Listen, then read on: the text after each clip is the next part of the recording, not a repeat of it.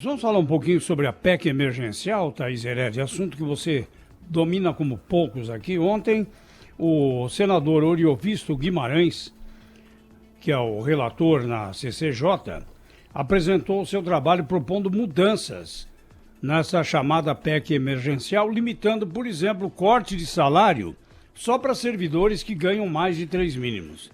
Agora, tem uma coisa aqui que é difícil de engolir, viu? O funcionalismo vai ter um clube de descontos. Cabe ao governo ir atrás de empresas para oferecer descontos para funcionário.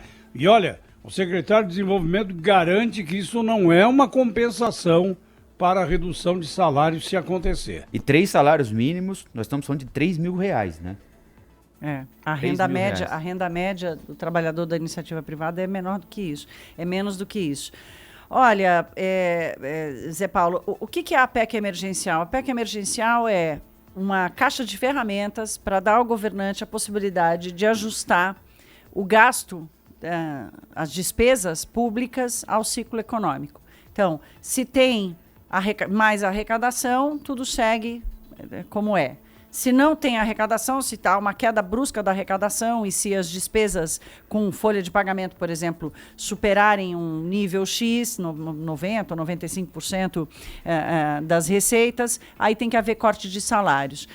Essa é uma discussão que a gente não vai poder escapar dela, né? Ela passa pela reforma administrativa, ela passa pela essa PEC emergencial. E essa PEC emergencial ela tem duas vertentes. Ela tem a vertente das medidas de curtíssimo prazo, que é para já salvar esses governadores que estão aí, que estão completamente atolados com suas contas.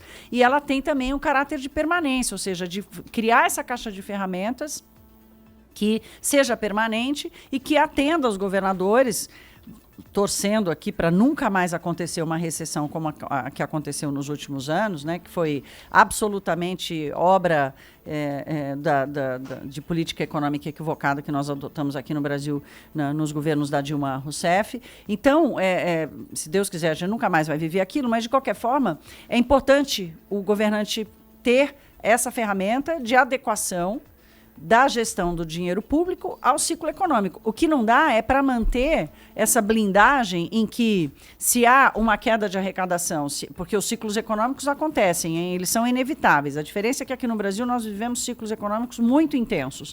Então, se há uma queda de arrecadação, e ela acontece em qualquer lugar do mundo, o governante tem que ter a ferramenta de fazer essa adequação. Por que só o trabalhador do setor privado, que é 90% dos trabalhadores do Brasil, por que só esses é que tem que pagar o pato de serem demitidos e de, se arrumarem um emprego novo, ganharem menos? Por que só vai acontecer com 90% da população, os outros 10% ficam protegidos desse ciclo econômico? Porque é a arrecadação, é a geração de riqueza, é o crescimento da economia que banca o Estado.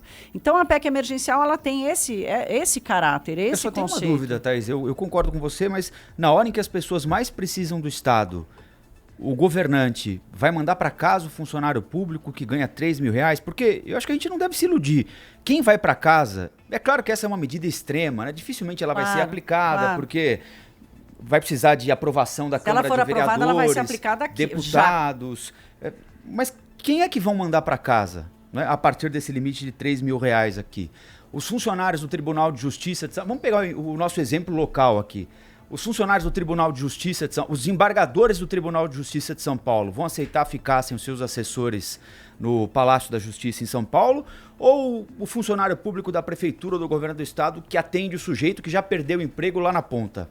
É só essa a minha preocupação com esse tipo de medida, entendeu? A PEC, porque você pune 2 vezes quem já foi punido. Claro, a PEC ela tem não é só essa coisa, o relator agora quer fazer essa limitação, só quem ganha acima de R$ 3.000, que eu também não acho ruim não fazer essa limitação, viu, Rafael? Não acho mesmo, porque isso blinda certamente aquele servidor que atende o cidadão na ponta. Mas né? Com R$ 2.994? Mas olha, 2.000? É preciso lembrar, né, que... Você acha pouco? Você acha que tinha que ser mais? Não, isso? Eu acho que assim, se vai limitar o trabalho e descontar alguma coisa do salário de alguém, tem de ser de quem ganha mais. Você não pode achar que o sujeito que ganha R$ 2.994 pode ser mandado embora para casa para ganhar R$ 1.500, depois. Mas até olha, porque quem esse ganha que ganha menos pouco, do que isso, né, Rafael, vai para casa na crise, né? Daqueles 14, 15 milhões de desempregados que o Brasil herdou do governo Dilma e hoje estão lá à volta dos 12, né, por aí, 12 milhões de desempregados, não tem nenhum do setor público.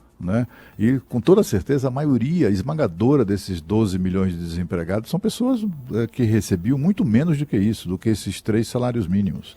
E estão na rua, foram para a rua. A crise tem que ser cruel, se ela é cruel, evidentemente temos que lutar para que ela nunca ocorra, mas a crise tem que ser paga por todos nós, e não apenas pelo setor privado. O setor privado sustenta essa bagaceira toda, fica bancando o setor público perdulário, que sofre de obesidade mórbida e não quer se tratar, e a gente fica ali sustentando isso, e na hora da crise eles se livram, o setor público se livra é isso que tem acontecido. Né? Eu acho que o valor dessa PEC é que torna mais democrático, digamos assim, a partilha do sofrimento. O sofrimento tem que ser de todos, não pode ser só do setor privado.